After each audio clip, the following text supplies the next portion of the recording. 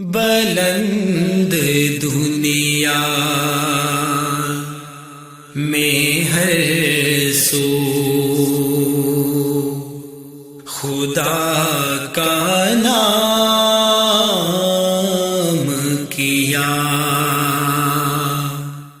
وہ تیرے نصیب میں تھا ہی نہیں، اللہ نے لکھا ہی نہیں تھا، وہ تجھے مل سکتا ہی نہیں تھا۔ اور اگر تمہارا ان باتوں پر ایمان نہ ہوا تو میرے بھائی یہ تیری تقدیر میں نہیں تھا، تیرے نصیب میں نہیں تھا۔ جو اللہ نے دیا ہے اس پر راضی ہو جائیے کہ انسان کا یہ ایمان پختہ ہو کہ اللہ نے جو میرے نصیب میں لکھا ہے، معبود برحق صرف اللہ ہے، جس کی عبادت حق کے ساتھ ہوتی ہے، اسے سجدہ کیا جاتا ہے تو حق ہے۔ گناہ ہو جانے کے بعد ڈٹنا نہیں چاہیے، اس پہ بہانے نہیں بنانے چاہیے، بلکہ اللہ کی طرف رجوع کر کے توبہ طائب ہو جانا چاہیے۔ بلند دنیا میں ہر سو خدا کا نام کیا۔ السلام علیکم ورحمۃ اللہ وبرکاتہ۔ ان الحمد للہ نحمده ونستعینه ونستغفره ونعوذ باللہ من شرور انفسنا ومن سیئات اعمالنا من يهده الله فلا مضل له ومن يضلل فلا هادي له اشهد ان لا اله الا الله وحده لا شريك له واشهد ان محمدا عبده ورسوله اما بعد۔ مسلمان ہونے کے لیے تقدیر پہ ایمان لانا ضروری ہے۔ اگر کوئی شخص پورے دین اسلام پر عمل کرے اور تقدیر کا انکار کرے تو وہ اسلام کے دعوے میں، ایمان کے دعوے میں ناقص ہے۔ تقدیر کیا ہے؟ کائنات میں جو کچھ ہو رہا ہے اور جو کچھ ہوگا قیامت تک، یہ سب کچھ اللہ مالک کے ہاں لکھا ہوا ہے، اس پر ایمان لانا ضروری ہے۔ تقدیر پر ایمان لانے کے تقاضے کیا ہیں؟ سب سے پہلے اس بات پر پختہ ایمان رکھا جائے کہ اللہ مالک کا علم ازلی اور ابدی ہے، شروع سے آخر تک مالک و مولا ہر چیز کی تفصیل جانتا ہے۔ مخلوق کا ہر چھوٹا بڑا معاملہ اللہ کے علم میں ہے۔ انسان جو گزر گئے اور جو قیامت تک آئیں گے، وہ جو کچھ کریں گے، جو کچھ کر چکے، وہ سب اللہ کے علم میں ہے۔ اللہ کا علم ہر چیز پر محیط ہے۔ اس بات پر پختہ ایمان لانا کہ اللہ نے اپنے ازلی علم کی بنیاد پر جو مخلوق گزر چکی اور جو مخلوق قیامت تک آنی ہے، جو وہ کر چکے اور جو وہ قیامت تک کریں گے، ان کے کرنے سے پہلے وہ اللہ کے ہاں لوح محفوظ میں لکھا ہوا۔ مطلب یہ کہ ہر انسان کو پیش آنے والی ہر خوشی، ہر غمی، ہر معاملہ وہ اللہ کے پاس پیش آنے سے پہلے ہی محفوظ ہے۔ اور اس بات پر پختہ ایمان کہ کائنات میں کوئی کام اللہ مالک کی مرضی کے بغیر نہیں ہوتا، اس کی مشیت کے بغیر نہیں ہوتا۔ ہاں کچھ اعمال ہیں، کچھ کام ایسے ہیں جو ناپسندیدہ ہیں، وہ بھی اللہ کی مرضی کے بغیر نہیں ہوتے۔ اس بات پر پختہ ایمان رکھنا کہ ہر چھوٹی بڑی ظاہر اور باطن چیز کا خالق صرف اللہ مالک ہے۔ بندوں کے افعال کا خالق بھی اللہ ہے، اگرچہ ان افعال کو تکمیل تک انسان ہی پہنچاتے ہیں، لیکن ان کا خالق اللہ ہے۔ اس تقدیر کے معاملے پر یاد رکھیے بہت سارے لوگ افراد و تفرید کا شکار ہو گئے۔ تو یہ چیزیں ہمارے ایمان کا حصہ ہیں۔ اس تقدیر کی کئی اقسام ہیں۔ سب سے پہلے تقدیر کونی کہ اللہ مالک نے قلم کو پیدا کیا اور اسے حکم دیا لکھ دے۔ اس نے پوچھا کیا لکھوں؟ مالک نے فرمایا جو کچھ قیامت تک ہونے والا ہے وہ سب کچھ لکھ دے۔ یہ فرد یا امت کی تقدیر نہیں بلکہ پوری کائنات کی تقدیر ہے جو اللہ کے حکم سے قلم نے لکھی، اور اس میں کوئی تبدیلی نہیں۔ اسی طرح تقدیر نوعیہ، اس تقدیر کا تعلق اولاد آدم سے ہے۔ اللہ مالک نے آدم علیہ السلام کو پیدا کیا اور پھر اس کی تمام اولاد کی مجموعی تقدیر لکھ دی۔ آدم کی کل اولاد کتنی ہوگی، وہ کیسی ہوگی، پھر ان کی روحوں کو پیدا کیا، پھر ان سے عہد و پیمان لیا، الست بربکم قالوا بلا شہدنا۔ اللہ مالک نے ان سے عہد لیا، کیا میں تمہارا رب نہیں ہوں؟ سب نے گواہی دی، قالوا بلا شہدنا، کیوں نہیں اللہ، ہم اس بات پہ گواہی دیتے ہیں کہ تو ہی ہمارا رب ہے۔ تقدیر کی ایک قسم تقدیر فردیہ، اس سے مراد ہر فرد کی تقدیر ہے۔ جب انسان کا حمل اس کی ماں کے پیٹ میں ہوتا ہے، بچے میں روح پھونکی جاتی ہے، تو یہ تقدیر اس وقت لکھ دی جاتی ہے، اس وقت لکھ دیا جاتا ہے، اس کی عمر کے حوالے سے، اس کے رزق کے بارے میں، خوش بخت ہونا یا بدبخت ہونا، یہ بھی لکھ دیا جاتا ہے۔ اسی طرح تقدیر حولیہ، اس سے مراد وہ تقدیر ہے جو شب قدر میں لکھی جاتی ہے۔ ارشاد باری تعالی ہے، فیہا یفرق کل امر حکیم، یعنی اس آنے والے سال کی اموات اور رزق وغیرہ کی تفصیل لکھ دی جاتی ہے۔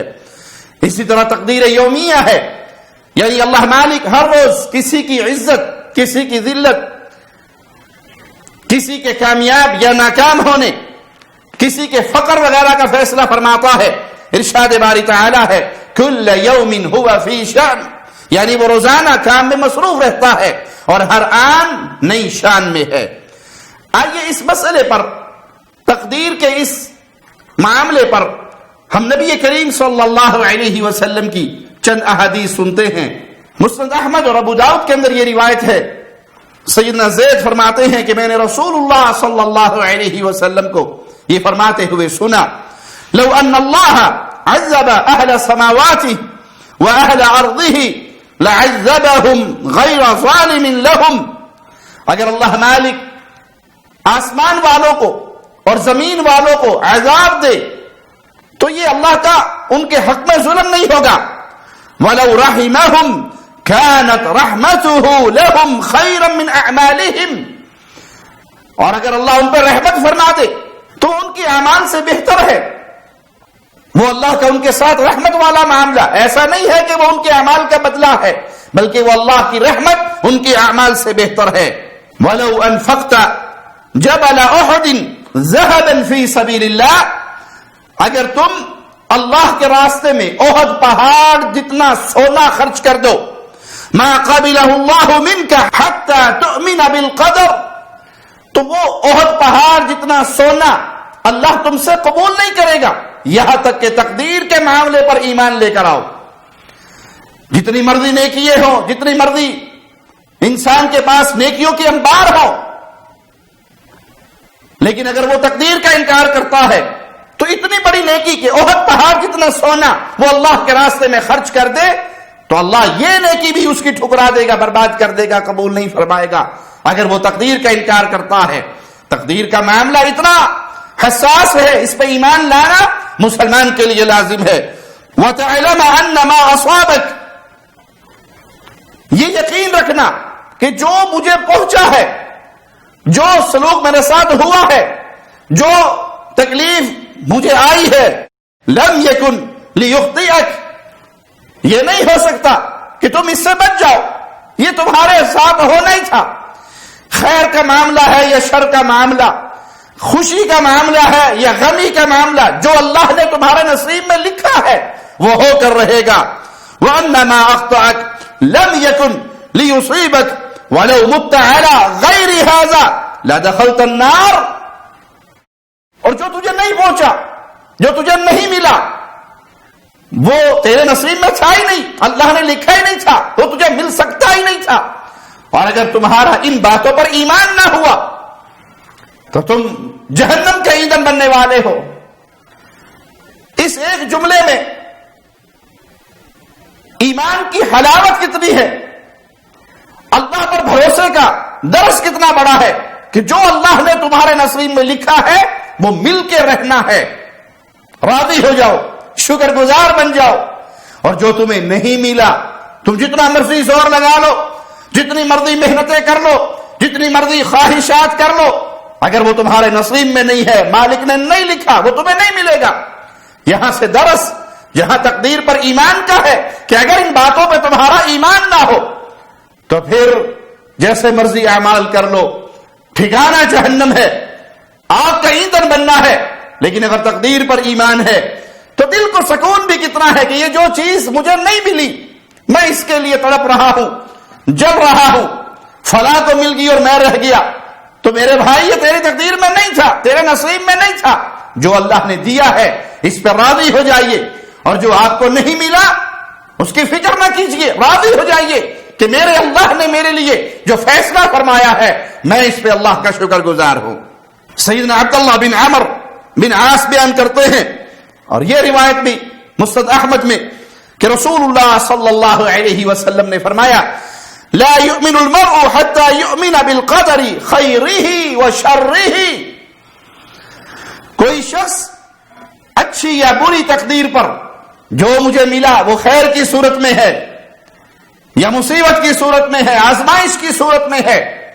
اگر اس چیز پر ایمان نہیں لاتا کہ یہ تقدیر ہے، میں اس کے اچھے اور برے دونوں معاملات میں راضی ہوں، اس وقت تک وہ مومن نہیں ہو سکتا۔ تو مومن ہونے کے لیے لازم ہے کہ انسان کا یہ ایمان پختہ ہو کہ اللہ نے جو میرے نصیب میں لکھا ہے،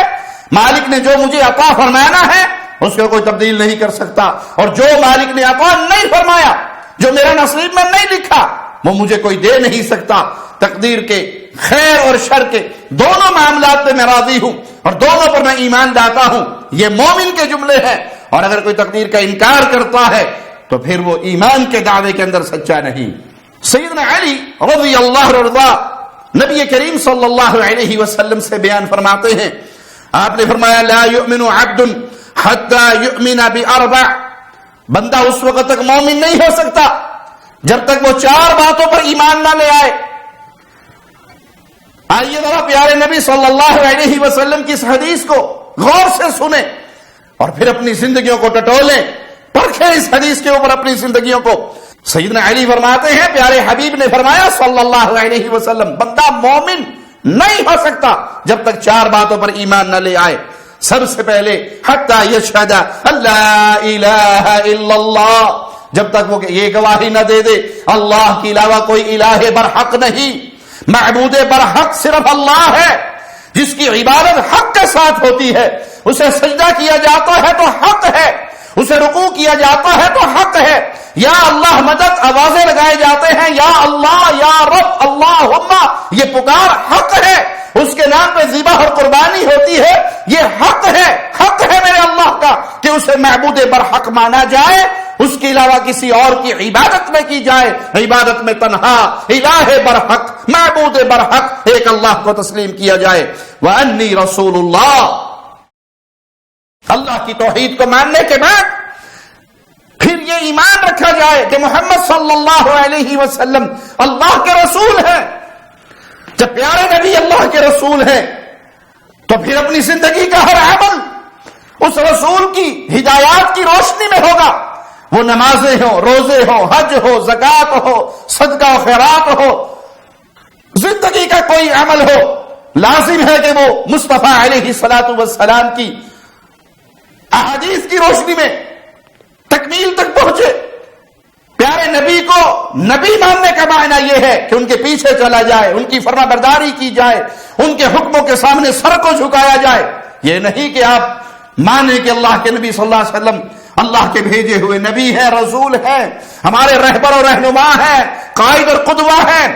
لیکن نماز پڑھنی ہو تو کسی اور کا طریقہ، عقیدہ لینا ہو تو کسی اور کے در سے، عمل لینے ہو تو کسی اور کے در پہ ڈھونڈتے پھریں، اور پیارے نبی صلی اللہ علیہ وسلم کی فرما برداری سے ہاتھ اٹھا کر اپنے آپ کو فرقوں میں، تنظیموں میں، جماعتوں میں، پارٹیوں میں بانٹ لیں اور پھر سمجھے کہ میں اس گواہی کا حق ادا کر رہا ہوں، تو نہیں، آپ نے اس گواہی کا حق ادا نہیں کیا اگر آپ نے ہر مسئلے میں اپنے لیے رہبر و رہنما، اپنے لیے قدوہ، اپنے لیے آئیڈیل زندگی گزارنے کا اسوہ حسنہ پیارے نبی کو نہیں سمجھا. توحید کے بعد دوسری گواہی پیارے نبی کی رسالت کا اقرار اور اپنی زندگی کو نبی کریم کے حکموں کے سامنے اس کی روشنی میں ڈھال دینے کا اقرار. اور تیسری یہ گواہی وَحَتَّى يُؤْمِنَ بِالْبَعْثِ بَعْدَ الْمَوْتِ، یہ یقین ہو، یہ ایمان ہو، وہ یہ جانتا ہو، یہ عقیدہ رکھتا ہو کہ مرنے کے بعد معاملہ ختم نہیں، پھر اٹھایا جائے گا. یہ اٹھایا جانا برحق ہے. شکوک و شبہات دل کے اندر نہ ہو، زبان پہ شک کی آوازیں بلند نہ ہوتی ہو، اے جہاں مٹھا اگلا جا کے ڈٹھا، کون مرے گا کون اٹھے گا، بس مر جائیں گے ختم ہو جائیں گے. یہ عقیدہ نہ ہو بلکہ اس کا ایمان ہو کہ مرنے کے بعد پھر اٹھنا ہے، قیامت کا دن قائم ہونا ہے، زندگی کا حساب و کتاب ہونا ہے، جنت اور جہنم دونوں میں سے کسی ایک کا فیصلہ ہونا ہے. یہ اس کا ایمان ہو کہ قیامت کے دن موت کے بعد پھر زندگی ہے، پھر اٹھایا جانا ہے. وَحَتَّى يُؤْمِنَ بِالْقَدَرِ، اور چوتھی گواہی اس بات کی، چوتھے مسئلے پر ایمان کہ وہ تقدیر پہ ایمان رکھنے والا ہو، تقدیر کا انکار کرنے والا نہ ہو، اپنے ہاتھوں سے تقدیریں لکھی جاتی ہیں یہ دعوے کرنے والا نہ ہو، ہم خود اپنی تقدیریں بناتے ہیں یہ کہنے والا نہ ہو، بلکہ وہ اللہ کی طرف سے فیصلوں پر سر جھکانے والا ہو اور تقدیر پہ ایمان لانے والا ہو. جب تک انسان ان چار چیزوں پر ایمان نہیں لے کر آتا وہ مومن نہیں بنتا. یہ فیصلہ رسول اللہ کا ہے صلی اللہ علیہ وسلم. توحید کے بغیر کوئی مومن نہیں. ساری دنیا کے اہل علم اس بات پر متفق ہیں کہ کوئی نمازوں کا انکار کرتے وہ مومن نہیں. ارے بھائی جو توحید کا انکار کرے وہ بھی مومن نہیں. نماز سے پہلے توحید ہے، ہر عمل سے پہلے توحید ہے. جو توحید کا انکاری ہے وہ مومن نہیں، جو رسالت کا انکاری ہے وہ مومن نہیں، جو مرنے کے بعد اٹھنے کا انکاری ہے وہ مومن نہیں، جو تقدیر کا منکر ہے وہ مومن نہیں. رسول اللہ صلی اللہ علیہ وسلم نے فیصلہ دیا کہ جو شخص ان چار باتوں پر ایمان نہیں لاتا وہ بندہ مومن نہیں ہو سکتا. سیدنا عمر بیان کرتے ہیں جبرائیل علیہ السلام نے نبی کریم صلی اللہ علیہ وسلم سے سوال کیا کہ ایمان کیا ہے؟ تو آپ نے فرمایا ان تؤمن باللہ وملائکتہ، ایمان یہ ہے کہ تو تسلیم کرے، اللہ پر ایمان لے کر آئے کہ اللہ میرا خالق ہے، مالک ہے، رازق ہے، معبود برحق ہے، میری عبادت کے کروڑویں حصے کا بھی حقدار صرف اللہ ہے. عبادت تو لوگ اللہ کی کرتے ہیں، اس امر کو تسلیم بھی کرتے ہیں کہ اللہ کی عبادت ہونی چاہیے، لیکن وہ غیروں کو اللہ کا شریک بھی بناتے ہیں. اللہ پر ایمان لانے کا تقاضا یہ ہے کہ پھر اللہ کی عبادت میں کسی کو شریک نہ کیا جائے، نہ نظر میں، نہ نیاز میں، نہ ذبح میں، نہ قربانی میں، نہ دل کی عبادتوں میں، دل کے اعمال میں، نہ جسم کے اعضاء کے اعمال میں. ہر عمل عبادت سے جو تعلق رکھتا ہے وہ خالص ایک اللہ کے لیے ہو. اس پر ایمان لائیں. پھر اللہ کے فرشتوں پہ ایمان لائیں. وَكُتُبِهِ وَرُسُلِهِ، اللہ نے کتابیں بھیجی اپنے بندوں کی ہدایت کے لیے، ان کتابوں پر ایمان لایا جائے. اللہ کے رسول آئے لوگوں کو راہ حق دکھانے کے لیے، ان رسولوں پہ ایمان لایا جائے. وَالْيَوْمِ الْآخِرِ، آخرت کے دن پہ ایمان لایا جائے. یہ دنیا یہیں پہ ختم نہیں ہو جانے والی کہ مر جائیں گے جہاں سمیٹ دیا جائے گا معاملہ ختم نہیں. اگلا جہاں وہ برحق ہے، وہ آخرت کا جہاں یقینی ہے. یہ ایمان میں داخل ہے، شرط ہے مسلمان ہونے کے لیے اس پہ ایمان رکھا جائے. وَتُؤْمِنَ بِالْقَدَرِ خَيْرِهِ وَشَرِّهِ، ایمان کے لیے یہ بھی لازم ہے جہاں اللہ پر ایمان لانا، فرشتوں پر ایمان لانا، کتابوں پر ایمان لانا، رسولوں پر ایمان لانا،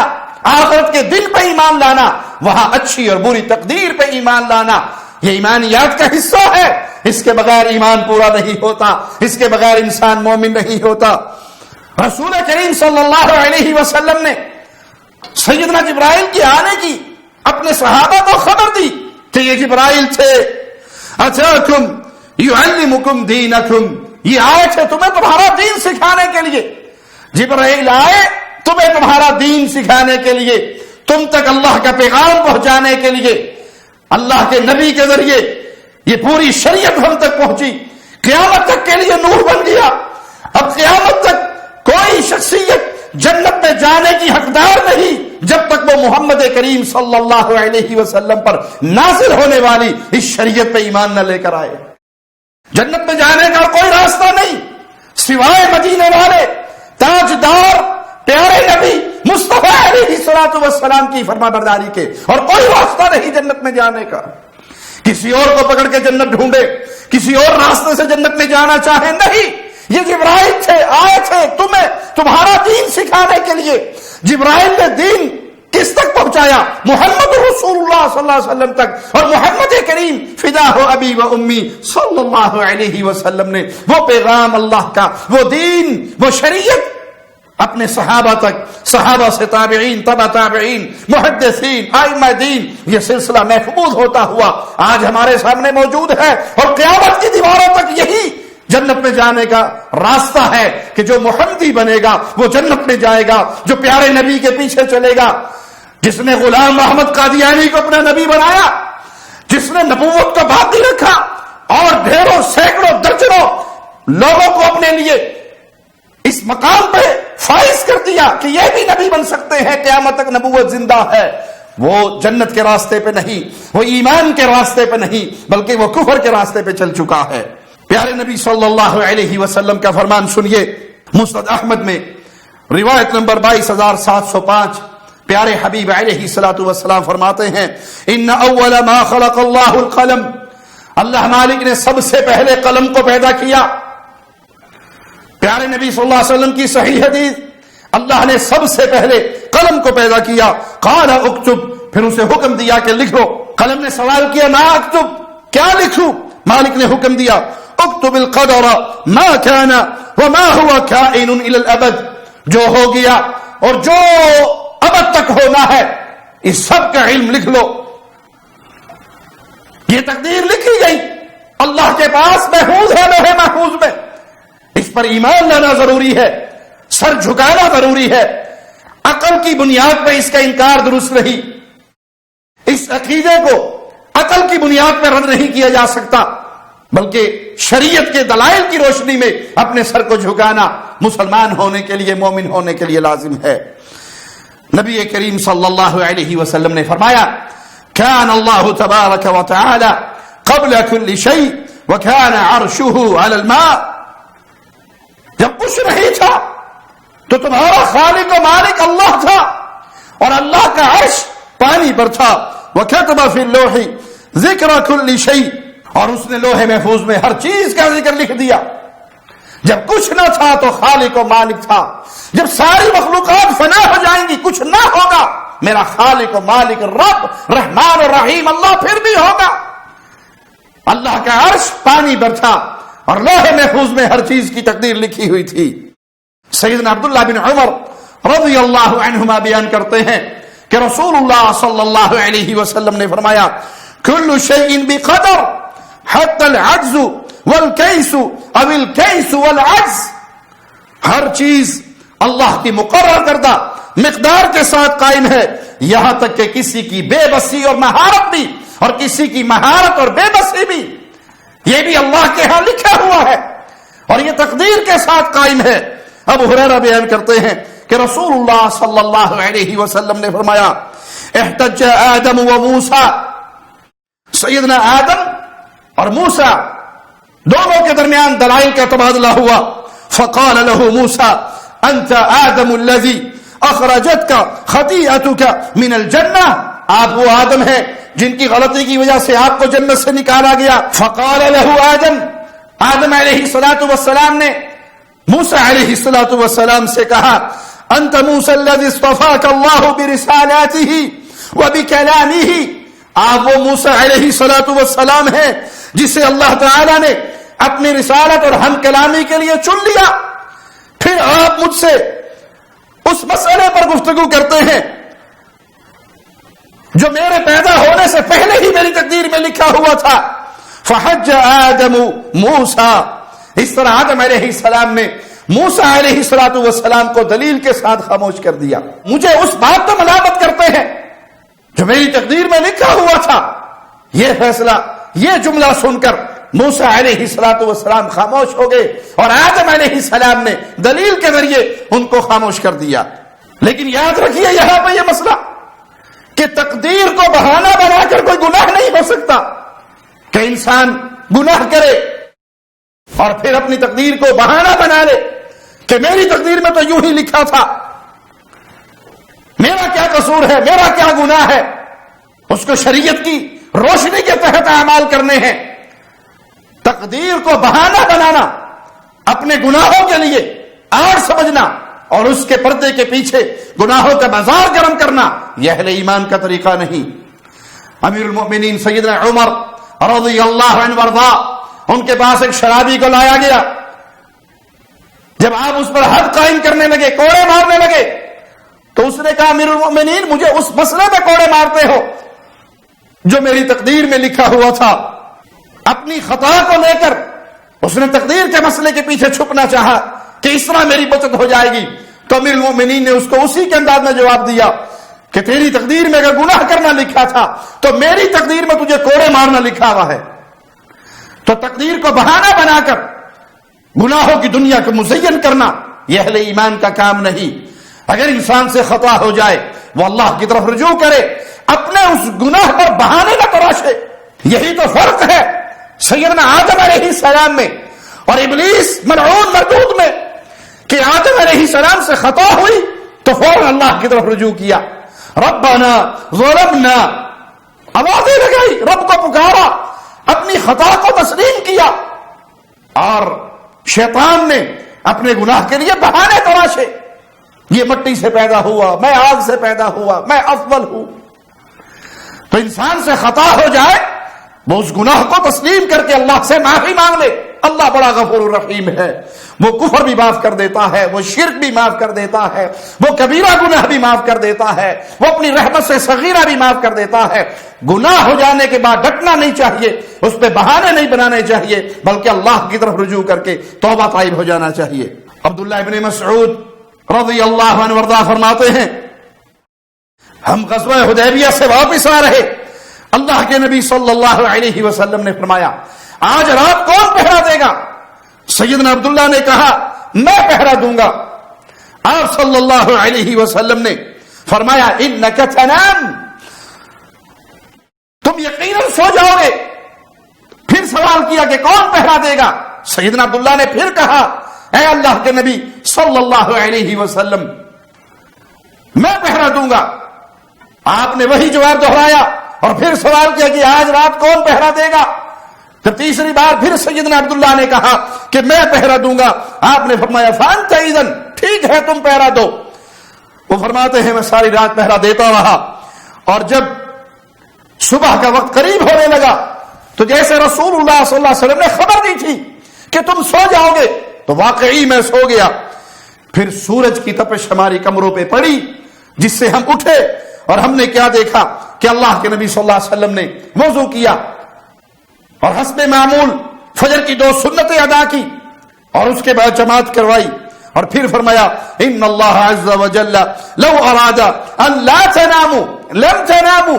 اگر اللہ مالک یہ فیصلہ فرما دیتا کہ تم نہ سو،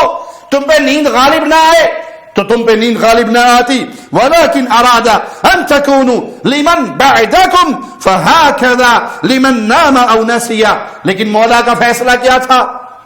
کہ تمہارا یہ سو جانا آنے والوں کے لیے ذریعہ ہدایت بن جائے، ان کے لیے رہنمائی کا ایک پہلو بن جائے کہ اگر کوئی سو جائے یا کوئی بھول جائے تو وہ جب اٹھے اسی وقت وضو کرے اور پہلے فجر کی سنتیں ادا کرے اور پھر فرض ادا کرے۔ اکثر لوگ کہتے ہیں جی آنکھ نہیں کھلتی، رات کو لیٹ سوتے ہیں اور پھر فجر کی نماز چھوڑ دیتے ہیں، ظہر پڑھتے ہیں، عصر پڑھتے ہیں، مغرب پڑھتے ہیں، عشاء پڑھتے ہیں، فجر نہیں پڑھتے، آنکھ نہیں کھلتی۔ اگر کبھی کبھار کسی کی آنکھ نہ کھلے تو اس کے لیے دلیل رسول اللہ صلی اللہ علیہ وسلم کی اس حدیث کے اندر موجود ہے کہ آپ کی بھی آنکھ نہیں کھلی، صحابہ کی آنکھیں نہیں کھلی، سورج کی تپش ہوئی، پھر سب اٹھے اور وضو کر کے پہلے سنتیں ادا کی، پھر فرض ادا کیا، تو آپ کی آنکھ جب بھی کھلے آپ کے اوپر سب سے پہلے نماز پڑھنا واجب ہے. یہ نہیں کہ وقت نکل گیا تو اب دنیا کے کاموں میں مصروف ہو جائیں. بھول جانے والا اور سو جانے والا اس پر لازم ہے جو ہی یاد آئے سب سے پہلے نماز پڑھیں, جو ہی نیند سے بیدار ہو سب سے پہلے نماز پڑھیں. لیکن یہاں وہ بھائی خیال کریں جنہوں نے روٹین بنا لی زندگی کی کہ رات کو 2 بجے سونا ہے, صبح 9 بجے اٹھنا ہے اور پھر ڈیوٹی پہ جانا ہے, اور جانے سے پہلے 2 رکعتیں پڑھ کے ٹھونگے مار کے اٹھ جانا ہے. یہ طریقہ اہل ایمان کا نہیں. کبھی کبھار ایسا ہو تو ماجرا الگ ہے, لیکن مہینے کے 25 دن آپ کی فجر فوت ہوتی ہو اور سورج کے نکلنے پہ آپ اٹھتے ہو تو پھر یاد کر لیجئے فجر کی نماز منافقوں پر بھاری ہے. فجر کے لیے جو نکلتا ہے اندھیرے میں نکلتا ہے. رسول اللہ صلی اللہ علیہ وسلم کا فرمان ہے ان اندھیروں میں مسجدوں کو جانے والے خوش نصیبوں کو خوشخبری سنا دو, قیامت کے دن کوئی اندھیرا نہیں ہوگا, ان کو اللہ مکمل نور عطا فرمائے گا. سیدہ عائشہ رضی اللہ تعالی عنہا فرماتی ہیں کہ جب رسول اللہ صلی اللہ علیہ وسلم نے اپنی بیویوں کو اختیار دے دیا کہ چاہے تم میرے عقد میں رہو, چاہے میں تمہیں دنیا کا کچھ مال و متاع دے کر احسن صورت میں رخصت کر دوں, اور رسول اللہ صلی اللہ علیہ وسلم نے سب سے پہلے مجھے بلایا اور فرمایا یا عائشہ انی اريد ان اذکر لکی امرا, میں تمہیں ایک بات بتانے لگا ہوں, جواب دینے میں جلدی نہ کرنا, اپنے ماں باپ سے مشورہ کر کے جواب دینا, میری بات سن کر فوراً فیصلہ نہ دے دینا, اپنے ماں باپ کے پاس جانا, ان سے مشورہ کرنا اور پھر اس کے بعد مجھے جواب دینا. تو میں نے پوچھا اللہ کے نبی صلی اللہ علیہ وسلم فرمائیے وہ کون سی بات ہے جو مجھے بتانے لگے ہیں؟ تو اللہ کے نبی صلی اللہ علیہ وسلم نے قرآن حکیم کی یہ آیت تلاوت فرمائی, یا ایھا النبی قل لازواجک ان کنتن تردن الحیاۃ الدنیا وزینتها, اے نبی صلی اللہ علیہ وسلم اپنی بیویوں سے کہہ دو اگر تمہیں دنیا کا مال و متاع چاہیے, دنیا کی زینت چاہیے, فتعالینا امتعکن واسرحکن سراحا جمیلا, تو آؤ میں تمہیں دنیا کا مال دے دوں, معروف طریقے سے دنیا کا مال و متاع تمہیں دے دوں اور احسن طریقے سے تمہیں رخصت کر دوں, اپنے عقد سے فارغ کر دوں. وَإِن كُنتُنَّ تُرِدْنَ اللَّهَ وَرَسُولَهُ, اور اگر تمہیں اللہ سے محبت ہے اور اس کے رسول سے محبت ہے, وَالدَّارَ الْآخِرَةِ, اور آخرت کے گھر سے محبت ہے, تمہیں جنت چاہیے, تمہیں پیارے نبی کا ساتھ چاہیے, تمہیں اللہ کی محبت چاہیے, فَإِنَّ اللَّهَ أَعَدَّ لِلْمُحْسِنَاتِ مِنْكُنَّ أَجْرًا عَظِيمًا, تو اللہ تعالیٰ نے تم میں سے نیک کام کرنے والیوں کے لیے بہت بڑا اجر تیار کیا ہوا ہے. یہ آیت اللہ کے نبی صلی اللہ علیہ وسلم نے سیدہ عائشہ صدیقہ سلام اللہ علیہا کو سنائی اور کہا پہلے اپنے ماں باپ سے مشورہ کرنا. لیکن وہ اہل ایمان کی ماں نے کسی سے مشورہ کیے بغیر یہ بات رسول اللہ سے سنی, یہ آیت سنی اور فوراً ہی جواب میں فرمایا کہ میں نے اللہ اور اس کے رسول کو اختیار کیا ہے, مجھے اللہ کی محبت چاہیے اور اس کے رسول کا ساتھ چاہیے. اے اللہ کے نبی صلی اللہ علیہ وسلم یہ ایسا مسئلہ نہیں جس پر میں جا کے ماں باپ سے مشورہ کروں, میں دنیا کو قربان کرتی ہوں, میں دنیا کو ٹھوکر مارتی ہوں اور اللہ سے محبت کرتی ہوں, اس کے رسول صلی اللہ علیہ وسلم کا ساتھ چاہتی ہوں. یہ سننا تھا کہ اللہ کے نبی صلی اللہ علیہ وسلم بہت خوش ہوئے اپنی زوجہ محترمہ کا یہ جواب سن کر. اس حدیث سے ہمیں ایک اور اشارہ ملتا ہے کہ اگر کوئی معاملہ آپ کے سامنے آئے تو اس معاملے پر اہل علم سے مشورہ کیا جائے, اپنے بڑوں سے مشورہ کیا جائے. یہ نہیں کرنا چاہیے کہ جو تقدیر میں لکھا ہوگا دیکھی جائے گی, نہیں, عمل کرنے سے پہلے, اس کو اختیار کرنے سے پہلے, کام کرنے سے پہلے جو خبیر لوگ ہیں ان معاملے کے,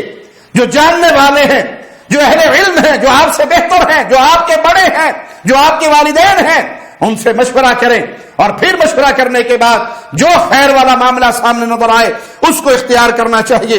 سیدنا انس فرماتے ہیں کہ رسول اللہ صلی اللہ علیہ وسلم نے فرمایا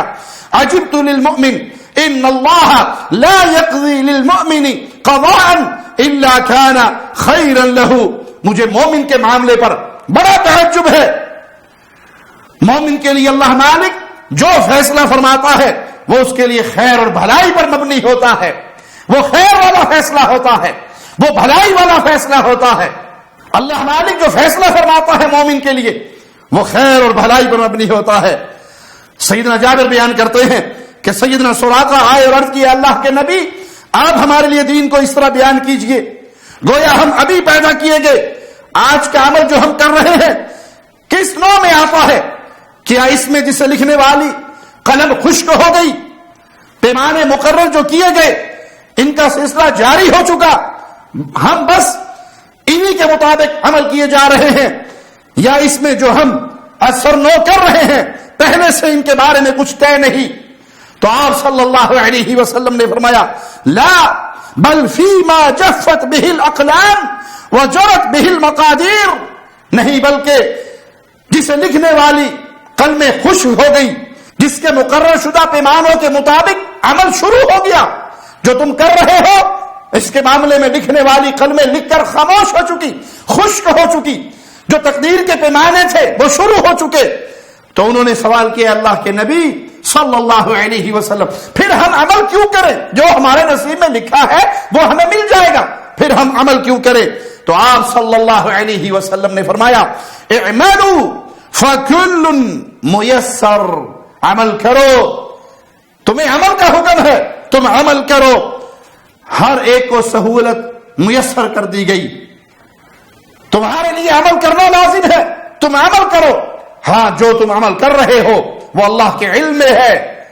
وہ تمہارے لیے آسان کر دیا گیا ہے، جو تمہارے لیے خیر اور بھلائی کا معاملہ ہے، جو انسان جیسا ہے اس کے لیے وہی اعمال میسر کر دیے گئے ہیں۔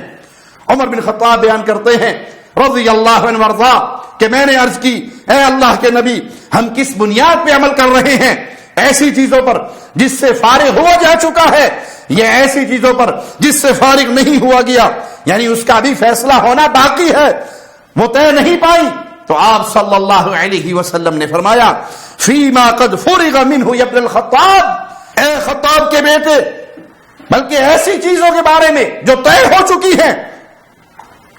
قلمیں خشک ہو چکی ہیں اسے لکھ کر، وَكُلٌّ مُيَسَّرٌ،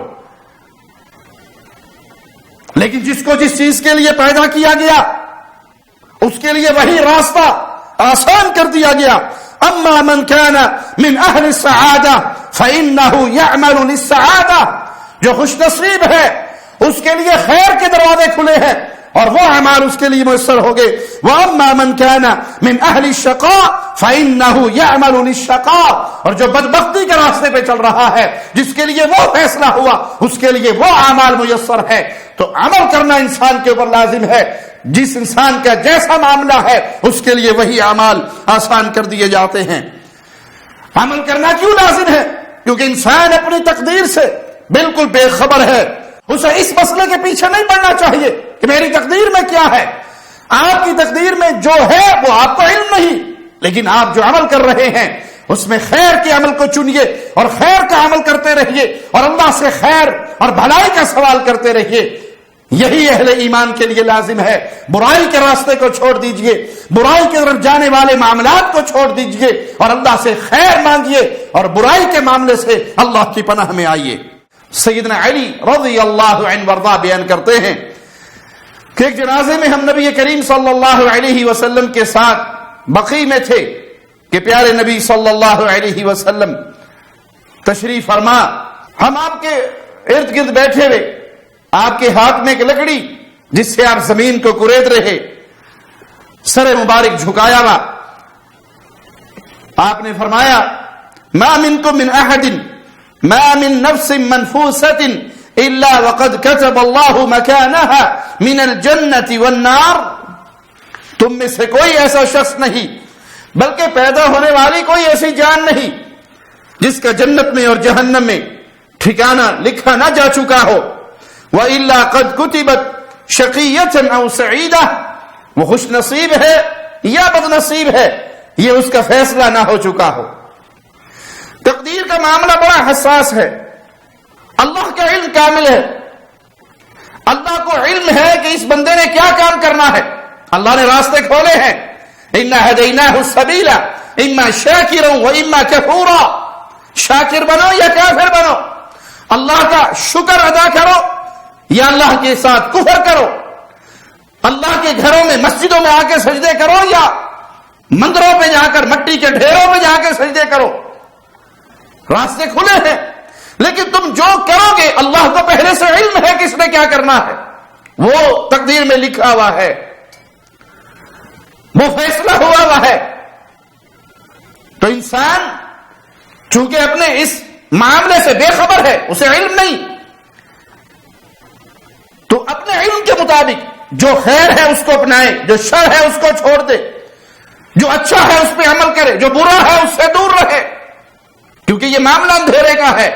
یہاں ہاتھ پہ ہاتھ دھر کر یہ نہیں کہا جا سکتا کہ میری تقدیر میں لکھا ہے جنت میں جانا ہوا تو جنت میں چلا جاؤں گا، جہنم میں جانا ہوا تو وہاں چلا جاؤں گا، نہیں، یہ معاملہ ایسا ہے کہ آپ اس سے بے خبر ہیں، جیسے پیارے نبی صلی اللہ علیہ وسلم کی حدیث گزری کہ تم اس کو جانتے نہیں، تمہارے پاس خبر نہیں کہ آخرت میں فیصلہ کیا ہونے والا ہے۔ تو اللہ نے جو عقل علم تمہیں دیا ہے اس کی بنیاد پہ جو خیر کے معاملے ہیں اس کو اپناؤ اور جو شر کے معاملے ہیں اس سے اپنا دامن چھڑاؤ۔ نبی کریم صلی اللہ علیہ وسلم نے فرمایا جو سعادت مند ہے، خوش نصیب ہے، وہ خوش نصیبی کے راستے میں چلے گا، وہ اللہ کو سجدے کرے گا، وہ اللہ کی عبادت کرے گا، وہ اللہ کو پکارے گا، وہ اللہ کی توحید پہ ایمان لائے گا، وہ خیر کے اعمال کرے گا، وہ نیکیوں کی طرف قدم بڑھائے گا۔ اور جو بد نصیب ہے وہ اس کے برعکس بد نصیبی کے راستے پہ چلے گا، گناہوں کی دنیا کو اپنائے گا، کفر اور شرک کے راستے کو اپنائے گا۔ تو انسان کو اللہ سے ہدایت کا سوال بھی کرنا چاہیے، کیونکہ مالک کا فرمان ہے ہم اس کو ہدایت دیتے ہیں جو ہمارے راستے پہ چل کر آتا ہے۔ اللہ کی طرف چل کر آنا، ہدایت کا سوال کرنا، اللہ سے صراط مستقیم طلب کرنا، اس صراط مستقیم پہ استقامت کا سوال کرنا، یہ انسان کی ذمہ داری ہے۔ والذین جاہدوا فینا لنہدینہم سبلنا، جو ہم سے ہدایت مانگتا ہے ہم اپنے راستے کھول دیتے ہیں۔ تو انسان سچے دل سے اللہ سے خیر مانگے، خیر پہ قائم رہنے کی دعائیں کرے۔ رسول اللہ صلی اللہ علیہ وسلم کثرت سے یہ دعا کیا کرتے تھے، یا مقلب القلوب ثبت قلبی علی طاعتک، اے دلوں کو پھیر دینے والے میرے دل کو اپنی فرما برداری پہ، اپنی اطاعت پہ پھیر دے اور اسی پہ قائم رکھ۔ تو انسان اپنے خیر کے معاملات کو پہچانے، اپنے علم کے مطابق ایمانیات کو سمجھے، توحید کو سمجھے، عقیدے کو سمجھے اور پھر اس پہ عمل کرے۔ رسول کریم صلی اللہ علیہ وسلم نے فرمایا اعملوا فکل میسر، عمل کرو، ہر انسان کو اس کے اعمال کی توفیق دی جاتی ہے۔ اما اہل السعادہ، جو خوش نصیب ہیں ان کے لیے اہل جنت کے اعمال میسر کر دیے جاتے، واما اہل الشقاوہ، اور جو بد نصیب ہے بد نصیبوں کے لیے جہنم کے راستے پہ چلنے والے اعمال میسر کر دیے جاتے۔ ایسے اعمال ان کے لیے میسر ہو جاتے، مزین ہو جاتے جو ان کو جہنم کی طرف لے کر جاتے۔ فاما من اعطى واتقى، پس وہ شخص جس نے اللہ کے راستے میں دیا اور تقوی اختیار کیا، وصدق بالحسنى، اور اچھی بات کی اس نے تصدیق کی، فسنيسره لليسرى، ہم اس کے لیے آسانی کی زندگی تک پہنچنے کی سہولت عطا فرما دیتے ہیں۔ آسانی کی زندگی سے مراد اللہ کی جنت کی زندگی، خیر و برکات کی زندگی، ایسے معاملات اس کے لیے آسان ہو جاتے ہیں، وہ اس راہ کا راہی بنتا ہے جس سے اس کی دنیا اور آخرت کامیابی سے ہمکنار ہو جاتی ہے۔ وَأَمَّا مَنْ بَخِلَ وَاسْتَغْنَى وَكَذَّبَ بِالْحُسْنَى، ہاں جو بخل کرتا ہے، جو بے پرواہی کرتا ہے، جو بات کو ٹھکراتا ہے، جو حق کو سن کر انکار کر دیتا ہے۔ ان الفاظ پہ غور کیجئے مالک کے، جو منہ موڑ لیتا ہے، جو بخل سے کام لیتا ہے اور اچھی بات کی تکذیب کرتا ہے، تو ہم اس کے لیے مشکل زندگی کی طرف اسے سہولتیں دیتے ہیں، یعنی وہ ان اعمال کے اندر گرفتار ہو جاتا ہے جو اس کی زندگی کو دنیا اور آخرت میں مشکل والی بنا دیں۔ تو اللہ سے خیر کا سوال کیجئے، خیر پہ باقی رہنے کا سوال کیجئے، نیکی کے راستے کو اپنائیے، نیکی کے راستے پہ چلتے ہوئے اللہ سے بھلائیوں کا سوال کیجئے، اللہ آپ کے لیے آسانیاں فرمائے گا۔ اور اگر شریعت کی باتیں سنی اور اس سے منہ موڑ لیا اور گناہوں کی زندگی کو اپنایا، کفر اور شرک کے راستے کو اپنایا، تو سمجھ لیجئے کہ آخرت کے جہاں کی زندگی بڑی مشکل ہونے والی ہے۔ سیدہ ام حبیبہ رضی اللہ تعالی عنہا وہ دعا کرتی ہیں، اللہم امتعنی بزوجی رسول اللہ صلی اللہ علیہ وسلم وبأبی ابی سفیان وبأخی معاویہ، اے اللہ مجھے رسول اللہ صلی اللہ علیہ وسلم کی زندگی سے اور اپنے بابا ابو سفیان کی زندگی سے اور اپنے بھائی معاویہ کی زندگیوں سے مستفید فرما۔ یہ دعا سننے پر رسول کریم صلی اللہ علیہ وسلم اپنی زوجہ محترمہ اہل ایمان کی ماں کو کیا درس دیتے ہیں؟ قد سألت اللہ لآجال مضروبہ، ام حبیبہ تم نے جو اللہ سے سوال کیا ہے، ایک ایسے مسئلے پر سوال کیا، ایسی عمروں پہ سوال کیا جو مقرر ہو چکی ہے۔ نبی کریم صلی اللہ علیہ وسلم کی زندگی کتنی ہے، ابو سفیان رضی اللہ عنہ کی زندگی کتنی ہے، معاویہ بن ابی سفیان رضی اللہ عنہ کی زندگی کتنی ہے، یہ عمر تو طے ہو گئی۔ تم نے ایسے مسئلے میں اللہ سے سوال کیا، ایسی عمروں کے حوالے سے جو مقرر کر دی گئی، وَأَيَّامٍ مَعْدُودَةٍ، اور ایسے دنوں کا سوال کیا جو گنے گئے، محدود دن ہے، گنے ہوئے دن ہے، وَأَرْزَاقٍ مَقْسُومَةٍ، ایسا رزق جو تقسیم ہو چکا ہے، جس کے بارے میں فیصلہ ہو چکا ہے۔ انسان ماں کے پیٹ میں ہوتا ہے، روح پڑتی ہے، اس کے رزق کے فیصلے لکھ دیے جاتے ہیں۔ تم نے جو اللہ سے سوال کیا ہے ایسی عمروں کے بارے میں جس کے فیصلے ہو گئے، ایسے ایام کے بارے میں جو گنے گئے، ایسے رزق کے بارے میں جو بانٹا گیا، لَن يُعَجِّلَ شَيْئًا قَبْلَ حِلِّهِ، پیارے نبی صلی اللہ علیہ وسلم کے یہ الفاظ کتنے قیمتی ہیں۔ اللہ کے نبی صلی اللہ علیہ وسلم فرماتے ہیں وہ کسی بھی چیز کو اس کے مقررہ وقت سے پہلے اور کسی بھی چیز کو اس کے مقررہ وقت کے بعد ہرگز رونما نہیں کرتا۔ وَلَوْ كُنْتِ سَأَلْتِ اللَّهَ أَن يُعِيذَكِ مِنْ عَذَابٍ فِي النَّارِ أَوْ عَذَابٍ فِي الْقَبْرِ كَانَ خَيْرًا وَأَفْضَلَ، آپ نے مانگنا ہی تھا، اللہ سے سوال کرنا تھا تو یہ سوال کرتی کہ اللہ تمہیں جہنم کی آگ سے، قبر کے عذاب سے محفوظ کر دے۔ اگر یہ سوال کرتی یہ تمہارے لیے افضل تھا، یہ تمہارے لیے فائدہ مند تھا، یعنی وہ چیز مانگتی جو چیز بڑی اعلیٰ اور رفع ہے کہ اللہ تمہیں جہنم کے عذاب سے محفوظ کر لے، قبر کے اندر تمہیں عذاب نہ ہو، یہ افضل چیز تھی، یہ اعلیٰ چیز تھی، اس کا سوال کرنا چاہیے تھا۔ ابو سعید بیان کرتے ہیں کہ ہم نے رسول اللہ صلی اللہ علیہ وسلم سے اصل کے بارے میں سوال کیا، آپ نے فرمایا ما علیکم اللہ تفعلوا، اگر تم ایسا نہ کرو تو، عدل سے مراد صحابی اپنی زوجہ سے ہم بستری کرتے ہوئے انزال باہر کرتے تاکہ بچے کی ولادت میں وقفہ باقی رہے۔ آپ نے فرمایا اگر تم ایسا نہ کرو تو ما من نسمة كائنة الى يوم القيامة الا وهي كائنة، یاد رکھو اللہ نے جس جان کے دنیا میں آنے کا فیصلہ فرما دیا، تم جو مرضی ہیلا اختیار کر لو، وہ جان دنیا میں آ کر رہے گی۔ یہ اللہ کا فیصلہ ہے، جس جان کو اللہ نے پیدا کرنا ہے تم عزل کرو یا جو بھی صورت اختیار کرو، اگر اللہ نے اس کے پیدا کرنے کا فیصلہ فرمایا ہے، اس کی روح لکھی ہوئی ہے اس دنیا میں آنا، تو تمہاری ان ہیلوں سے وہ چیز رک نہیں سکتی، اس کی پیدائش ٹل نہیں سکتی، جو تقدیر کا فیصلہ ہے وہ غالب ہو کر رہے گا۔ ابن عباس رضی اللہ عنہما پیارے نبی صلی اللہ علیہ وسلم سے بیان فرماتے ہیں، آپ نے فرمایا العین حق، نظر کا لگ جانا بر حق ہے۔ کسی کو کسی کی نظر لگ جائے، بعض لوگ عقل کی بنیاد پہ اس نظر کا انکار کرتے ہیں، یہ رسول اللہ صلی اللہ علیہ وسلم کی صحیح حدیث سے ثابت ہے۔ وَلَوْ كَانَ شَيْءٌ سَابَقَ الْقَدَرَ سَبَقَتْهُ الْعَيْنُ، اگر کوئی چیز تقدیر پہ سبقت لے سکتی تو وہ نظر ہوتی، تقدیر پہ کوئی چیز سبقت نہیں لے جاتی، اگر کوئی چیز سبقت لے جاتی اس میں ایسی قوت ہوتی کہ وہ تقدیر پہ سبقت لے جائے تو وہ نظر ہوتی۔ اگر کسی کو یہ نظر لگ جائے تو حدیث میں علاج بیان ہوا ہے، کہ اگر تم سے سوال ہو کہ تم وضو کر کے دے دو، اگر پتا ہو کہ فلاں شخص گھر میں آیا، اس نے بچوں کو دیکھا، کوئی ایسا جملہ کہا، بچوں کو ماشاءاللہ اللہ کا ذکر نہیں کیا تعریف کرتے ہوئے، اور اس کے جانے کے بعد وہ بچے بیمار ہو گئے یا گھر والے بیمار ہو گئے، تو حدیث درس دے رہی ہے کہ اس سے طلب کرو اعضائے وضو دھو کر دے، وضو کا پانی آپ کو دے دے،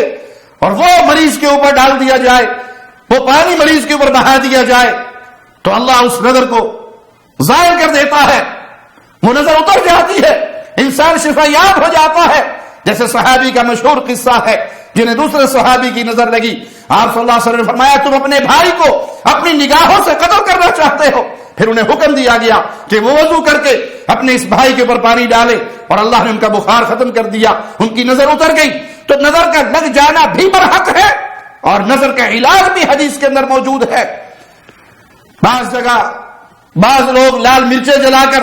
اس کی دھونی دیتے ہیں نظر اتارنے کے لیے، کوئی ٹوٹکے استعمال کرتا ہے، یہ ہمیں سنت رسول صلی اللہ علیہ وسلم سے نظر کے اتارنے کا درس مل رہا کہ یہ نظر لگ جائے تو اس سے طلب کرے وضو کا پانی یا غسل کا پانی، اور اس سے اس مریض کو نہلا دیں، اس کے جسم پر بہا دیں، تو اللہ کی رحمت سے وہ نظر اتر جائے گی۔ مسند احمد اور ابو داؤد کے اندر سیدنا عبداللہ ابن عمر سے روایت ہے کہ نبی کریم صلی اللہ علیہ وسلم نے فرمایا سَيَكُونُ فِي أُمَّتِي